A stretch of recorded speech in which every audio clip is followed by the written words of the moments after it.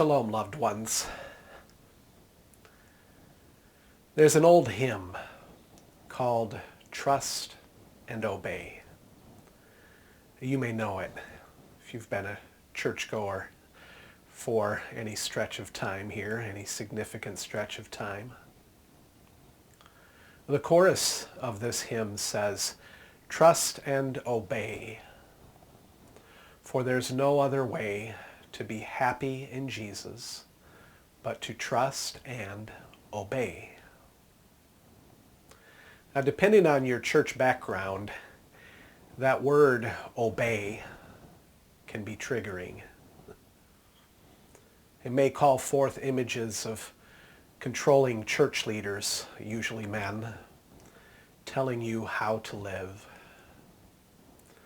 Sadly, too often in church life have Christians invoked the idea of obedience merely as a quest to impose man-made rules in keeping with the so-called Christian culture that actually only faintly resembles Jesus himself, if we're honest.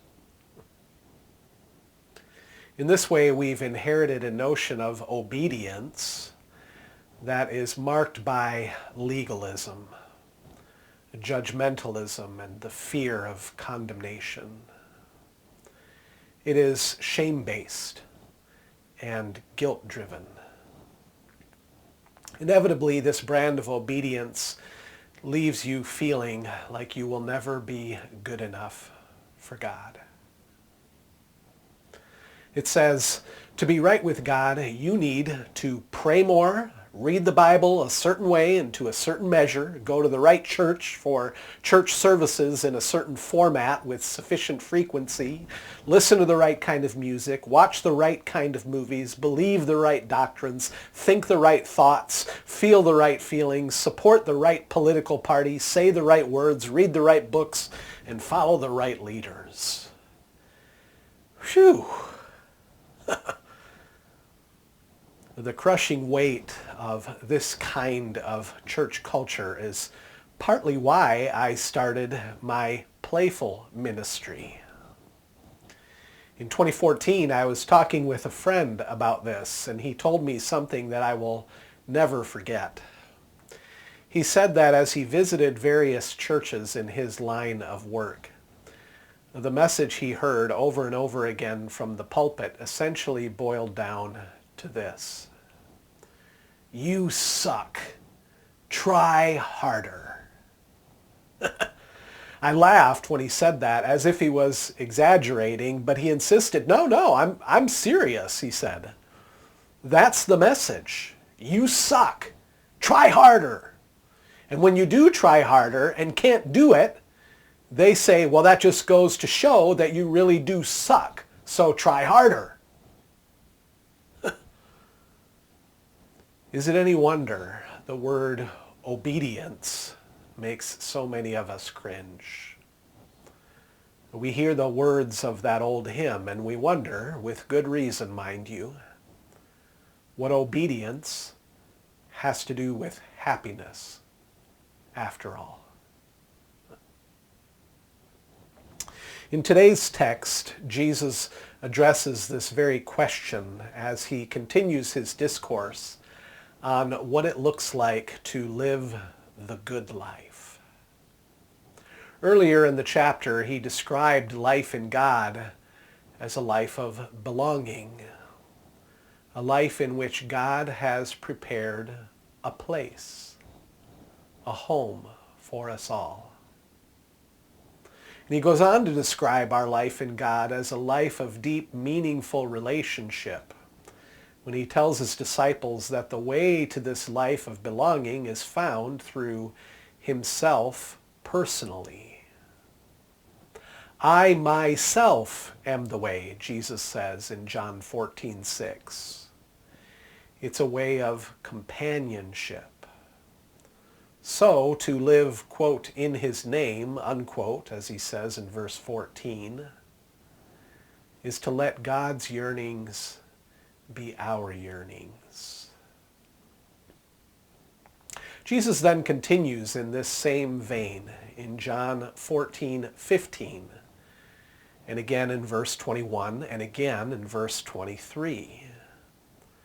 When he ties the idea of obedience with the way of loving and being loved. Now, given the history of churchy legalism, we often receive Jesus' juxtaposition of love and obedience as, obey me to show that you love me. We see that word if in the text and cast it as a kind of sequential condition that must be met in order to love and be loved. Essentially, we interpret what Jesus is saying as, prove you love me by obeying me. Then I will love you. But what Jesus is saying here flips the script on that message. What he is trying to describe is the continuity and the very equivalence of love and obedience. To obey is to love, and to love is to obey. They are not two separate phenomena, but one. It's like Jesus is saying, I know you think you need to obey all kinds of rules to be right with me, to show your love for me, and to get my love. But don't you see, there is only one law I am asking you to keep, the law of love. All I want is for you to love me because I just love you. To obey is to love. That's all. Now, in case you think this is too good to be true, this way of reading Jesus' discourse is underscored by the literal meaning of the word obey that he uses here. The word is tereo, and scholars point out that it is linguistically related to the word theoreo, which means to look deeply or to gaze upon.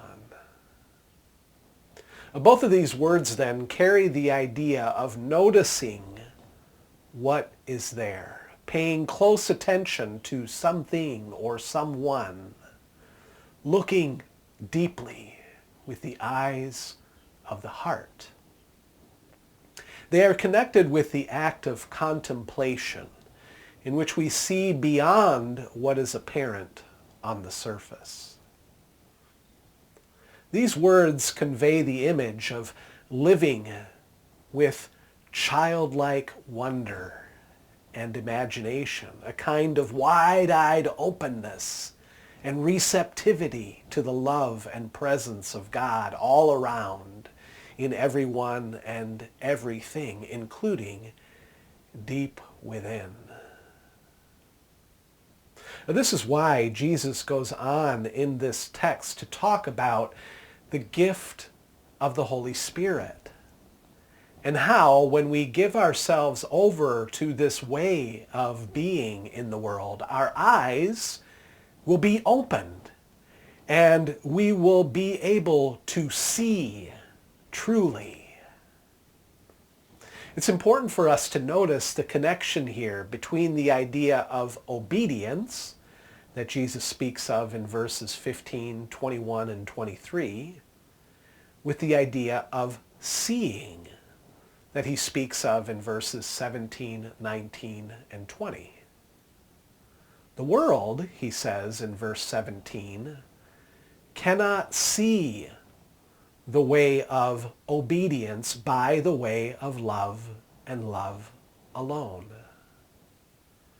But those who give themselves over to this way of loving and being loved, he says in verses 19 and 20, will see and will realize, that's the word that he uses, that I am in my Father and you are in me and I am in you. Wow. To this, one of his disciples asks him about how it is that he will show himself to them, but not to others. And Jesus explains it all again by drawing their attention to the law of love and love alone, which can only be kept by way of the Spirit, the one who opens our eyes to the presence of God and who teaches us the way to cooperate with that presence.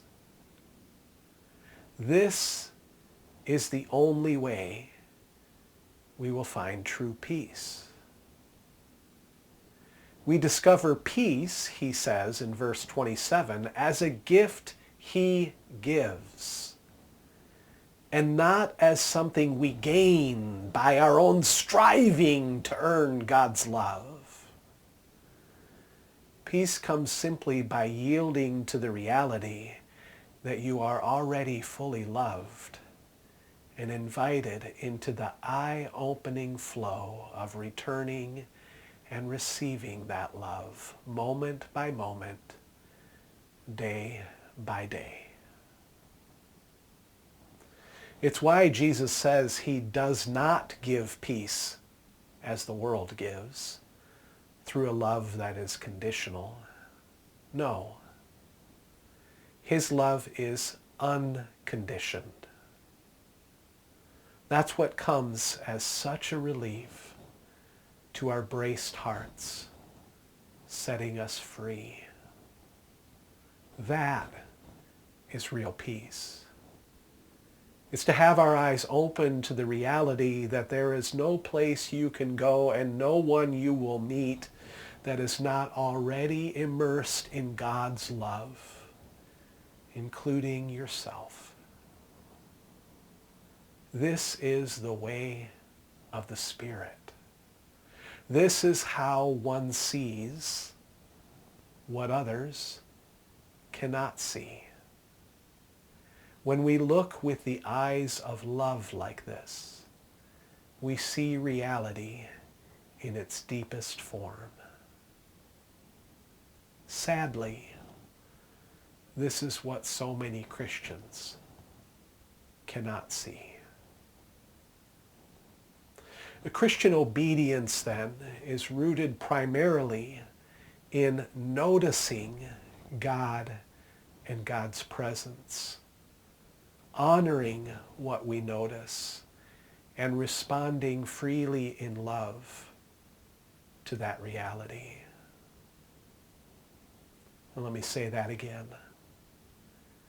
Christian obedience is rooted primarily in noticing God and God's presence, honoring what we notice, and responding freely in love to that reality.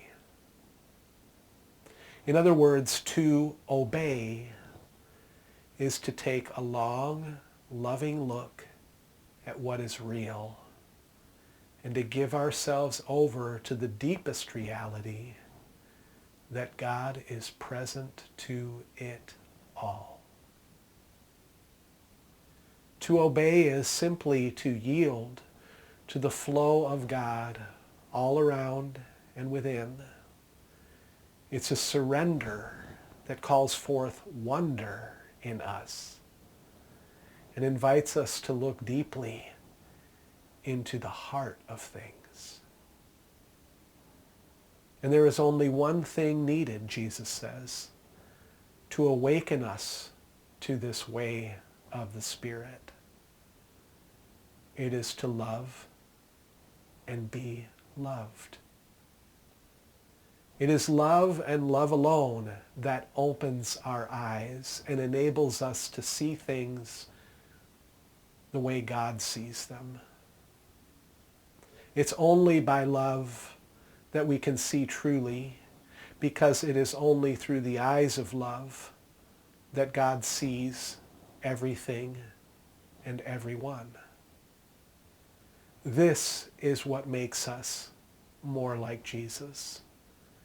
And this is how we may find true and lasting peace, liberated from the fear of condemnation, set free just to love and be loved.